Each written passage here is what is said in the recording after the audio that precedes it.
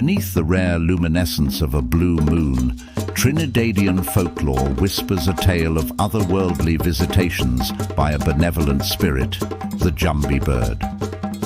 Cloaked in the form of a large white owl, this celestial entity materializes near homes where the concealment between life and death grows thin. As night descends, the Jumbie Bird perches itself on a windowsill or a lofty tree, its watchful eyes fixated on the dwelling where death advances. Legend tells of a profound belief that the Jumbie Bird serves as an omen, a celestial messenger, heralding the imminent arrival of death.